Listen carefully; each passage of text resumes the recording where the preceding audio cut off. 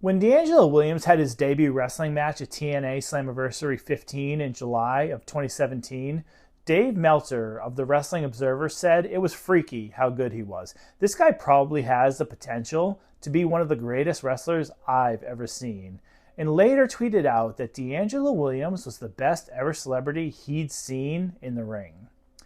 Granted, we hadn't seen Bad Bunny at WrestleMania 37 or Snoop Dogg's iconic Frog Splash in AEW yet, but that's still very high praise from Meltzer. Now, I personally have a soft spot for DeAngelo Williams because he was on my fantasy football team, Macklin Sanity, during his final season as a Pittsburgh Steeler. He was also one half of a 1,000-yard rushing duo with Jonathan Stewart while a member of the Carolina Panthers, only the sixth duo to manage that feat in NFL history. But anyway, this isn't Footballing with Stitches Presents or Laces and Stitches Presents. Back to wrestling. On the April 27th episode of Impact, Moose was accompanied to the ring by DeAngelo Williams and Gary Barnage. Wait, Gary Barnage? Okay, we've established that this isn't Footballing with Stitches or a game of stitches, whatever. All I know is that 1,000-yard, 9-touchdown season for Cleveland in 2015 was wild.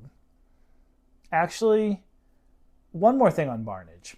In an interview with Sean Ross Sapp of Fightful in 2020, Moose said that Barnage had also expressed interest in having a match someday, and that if that were to ever happen, he'd want Moose to be his first opponent. So anyway, back to the match. Williams and Barnage accompanied Moose to the ring for his Impact Grand Championship defense against Davey Richards. The match actually ended by disqualification when Eddie Edwards ran to the ring and attacked Richards, furthering the feud of the former American Wolves tag team partners. But after the match, Richards accidentally bumped into DeAngelo Williams while jawing with Edwards, gets in Williams' face, and gets shoved to the mat for his trouble. Gary Barnage adds injury to insult with a massive 6'5" scoop slam. This is actually the only time that we see DeAngelo Williams in the Impact Zone until his match at Slammiversary. But 2 weeks later, after a successful defense of the Grand Championship against Marche Rocket, Tyrus walks down the ramp to allow Eli Drake to attack Moose from behind. Chris Adonis joined Drake in the ring to continue the beatdown on Moose, with Jeremy Borash citing Moose's history with both men in the enemy of my enemy is my friend kind of scenario for Drake and Adonis. This back and forth between Moose and Drake and Adonis goes on for a few more weeks until the June 22nd episode of Impact, airing from Mumbai, India, when Moose revealed that his mystery partner for Slammiversary would be none other than DeAngelo Williams. Then we get another Moose beatdown. Moose got beat up a lot in the lead up to Slammiversary. Also, it should be noted that the news of Williams teaming with Moose broke before the televised reveal actually took place, as the episode was recorded on May 31st and didn't air until June 22nd, as I've already mentioned, but it was still a good reveal through a fun promo package. And finally, on July 2nd, for the second match of Slammiversary, Moose and DeAngelo Williams came to the ring accompanied by Gary Barnage and NASCAR driver Austin Dillon, who had recently won the Coca-Cola 600. This isn't Racing with Stitches Presents. Now, I'm not going to do a full play-by-play of the entire match. I'm just here to add a little color. I'm not Jim Nance, I'm Tony Romo. I'm not Joe Davis, I'm Greg Olson. I'm not Mike Tirico, I'm Chris Collinsworth. Maybe not that one, although I do have respect for Patrick Mahomes' game. The match starts off with Moose and Adonis in the ring, and Moose gets the upper hand in short order, so Adonis tags Drake in. Eli Drake is no dummy, yeah, so he immediately calls for DeAngelo Williams to tag himself in. Moose obliges. Drake and Williams have a very good chain wrestling sequence, of which Williams comes out the winner before tagging Moose back in. And Drake and Adonis eventually get the upper hand on Moose for a little while until Moose mooses up and hits Adonis with a lunging lariat for a double down. Now, Williams is getting hyped on the apron. He pops his shirt off and takes the hot tag from Moose and runs wild on Drake. He caps it off with a bow to the hard cam and a beautiful standing moonsault for a 2 count. At this point, the match starts to break down and all 4 wrestlers are in the ring. Moose hits a running senton, followed by a running senton by DeAngelo Williams, and capped off with Williams jumping on Moose's back for a double running senton on Chris Adonis. All 4 contestants eventually end up outside the ring, and a table is introduced to the match. Drake and Adonis isolate Moose and lay him on the table inside the ring. Drake goes to the top rope but takes a little too much time gloating, and Williams shoves him off.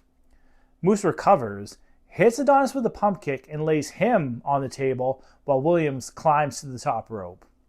Williams performs a picture-perfect frog splash, but that 129-inch broad jump from his pro day at Memphis came back to bite him, and he overshot the splash by a few inches, resulting in an awkward landing. The table ended up surviving, but it was still enough to keep Adonis down for 1, 2, 3. Now, am I going to make fun of a guy for being too athletic and overshooting his mark in his debut wrestling match? Hell no. DeAngelo Williams was phenomenal in this match, and we ended up getting wood in this match anyway when Moose dragged Eli Drake back into the ring and powerbombed him through the table. DeAngelo Williams appeared for TNA one more time as an honorary member of Moose's faction, The System, in January of 2024.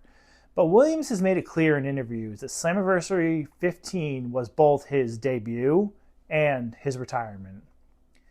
Williams told Adam Schefter during an interview for his Know Them From Adam podcast that Josh Matthews, a commentator for TNA at the time and a longtime friend of Williams, called him and asked if he'd ever want to wrestle for TNA. He originally told Matthews no, but he got to thinking about his uncle, who had gotten him into wrestling as a kid. After Williams was drafted by the Carolina Panthers in the first round of the 2006 NFL Draft, Williams took his uncle to his first WrestleMania, WrestleMania 25 in Houston, Texas, and continued to take him to manias in the subsequent years.